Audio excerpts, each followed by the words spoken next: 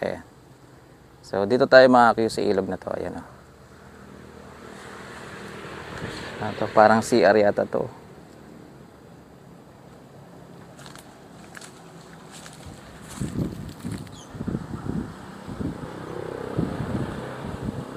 Nagmamasid-masid tayo dito mga Q. Kasi dito yung sinasabi nila na meron daw ano, napakitang buwaya. Ayan o.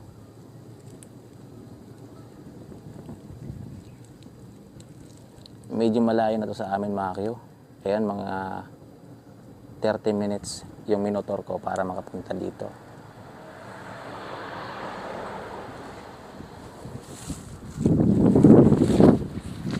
Ikot tayo dun sa kabila. Dito kasi medyo masukal na dito.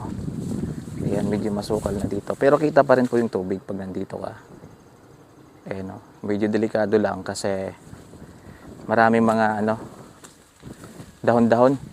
Yan, di natin alam, baka may ahas dito to. Mga Q. Hanap tayo. Ito yung palaging mini-message sa akin mga Q, na kung pwede daw puntahan natin. Kaso nga lang nag-aalangan talaga ako. Kasi nung una parang ayaw ko talagang maniwala. Baka niloloko lang tayo. Ayan o. Grabe, napakainit ngayon guys. Ayan, dito tayo. Ayan. Subutin na lang, meron akong dalang selfie stick. Ayan, mahabaan natin yung ano natin. Nang-adjust ko lang muna. Ayan. So, ayan yung ilog, mga Q, na sinasabi, may nagpapakita daw na buwaya. Pero hindi naman daw siya ganun kalaki. Ayan, maliit lang. At napakadelikado yan, syempre. Kaya, pwede naman tayong dumaan dito, oh. Ayan, pwede naman tayong dumaan. Kaso kung totoo yung sinasabi nila, guys, ay mahirap na. Ayan. So, dito tayo. Masid-masid muna tayo dito. Kasi mga ganitong oras, mga Q, bandang hapon na, mag-alas 2 na yata. Ayan. May naririnig ang tao. Mga Q. Masyadong mahaba yung natin, selfie stick.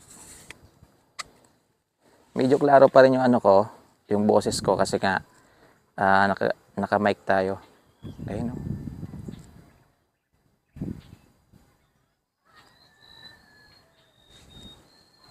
May nakita ba kayo mga Q? Ayan. Dito wala na daw halos dumadaan talaga. Dati talaga, daanan talaga dito to ng bangka, mga bangka.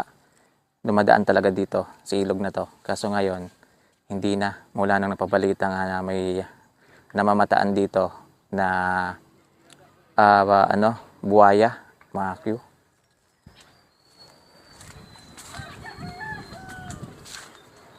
Mahilig kasi yan sa mga gilid-gilid eh. Sa mga ganyan, oh. Lalo pag mainit dun sa may bandang gitna. Mahilig talaga yan, mga Q. Sa mga ganyan, oh. So, mabuti dahil walang katao-tao ngayon. Kung tayo lang ting tao dito, guys.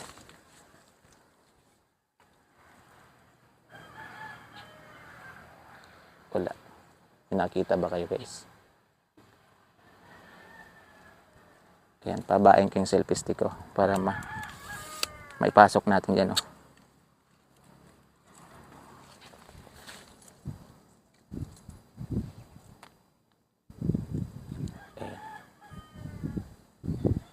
Gumagalaw yung tubig. Kaso nga lang mga Q, medyo kinakabahan ako sa area. Baka maya-maya nasa likod na natin. Bihirang buhay ito. Yan yung mahirap kalaban mga Q, mga ganyang nilalang. Kasi sobrang bagsik niyan mga Q. Ayan, nakakita na ako dati niyan sa personal talaga mga Q. Grabe, sobrang bagsik.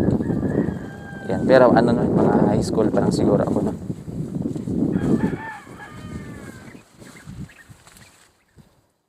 Ayan.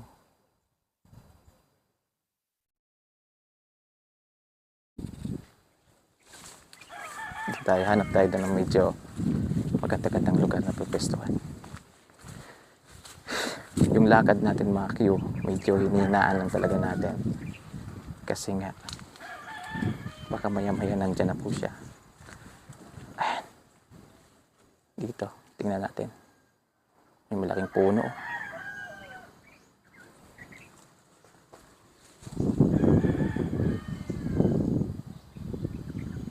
Wala naman.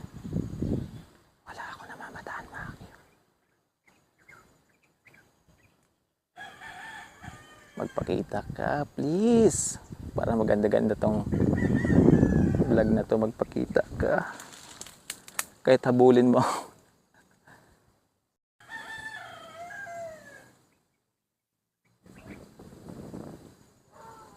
Wala. Wala naman ah. Ayun, hindi nga gumagalaw yung tubig. Pasensya na kayo guys, hindi ko talaga ma-zoom in yan. Kasi nga, selfie stick yung gamit ko ngayon para maabot natin yung mga nandun. Oh. Wala naman. Dito. Init. Grabe. Dito sa kabila. Maliit lang daw siya mga Q. Yan. Actually, meron siyang sinend na picture sa akin, mga Q. Hindi ko rin halos maaninag kung buhaya ba yun. Hindi ko rin halos maaninag, guys. Ayun, oh. Meron ditong ano, oh.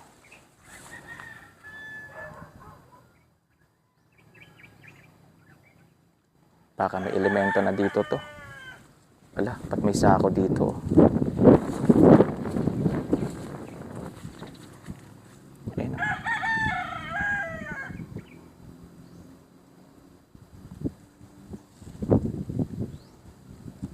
Ayan, alam niyo ba yung tawag dyan mga Q? Yan po yung parang taba kung tawagin dito sa amin. So, nakukuha niyan mga isda. Ayan. Kung meron ditong crocodile, bakit may ganyan dito? 'Di ba? Pero hindi na po siya kasi ginagamit mga Q. Ayan, inangat na po yung ano. Inangat na po yung lambat. Yan. Dapat hindi yan nakaangat eh. Dapat nakaano yan, nakalublob yan sa ilalim. Pero bakit inangat? Baka inabandonan na yan. Dahil nga sa naririnig nila. Siyempre mas maganda nga naman mga Q, alerto ka talaga.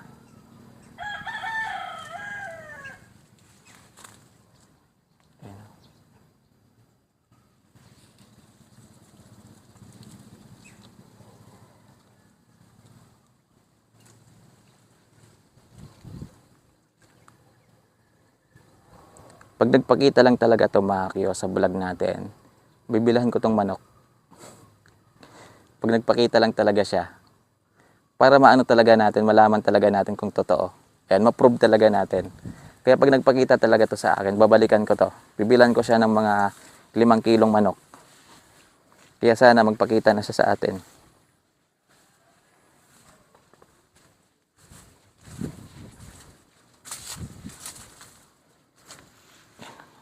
Ano? Ayun. Lah. May gumalaw mga Q. Pira. Ayaw ko na dyan pumunta oh. Masukal na dyan guys. Ayaw ko na dyan. Maya-maya nandyan pala siya eh. Wala tayong kasama. Baka maging ano tayo dito. Maging alaala na lang. Ayun oh. Kakatakot naman dito. Wala kasing katao-tao mga Q. Yan. At medyo bundok na rin tong lugar na to guys. Wala na halos bahay dito. Kaya medyo nakakatakot.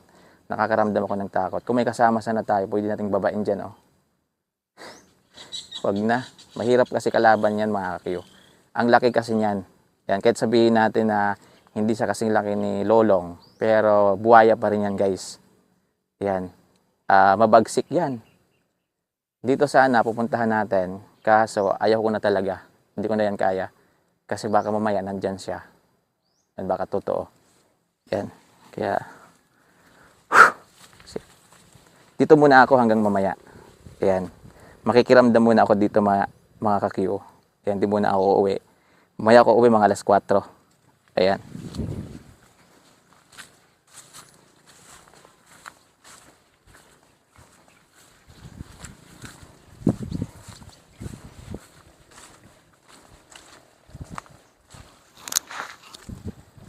May narinig akong bigla ang bagsak ng tubig ngayon mga kakyo.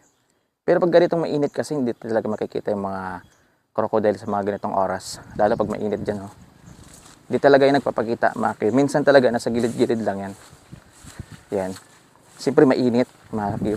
Naiinitan din yan yung buhaya. Hindi ko alam kung totoo yun mga kakyo ha. Yan. Kaya ko nga siya pinuntahan para at least maalaman natin. So tayo, hanggang mamaya tayo dito. Magmamasid-masid muna tayo guys. Yan. Pag mayroon tayong makita, bibidyohan ka agad natin. Yan, maya dito lang muna tayo. So dito muna ako. Madala ako dong tubig. Tsaka pagkain. Kunin ko na lang muna. Upo lang muna tayo dito.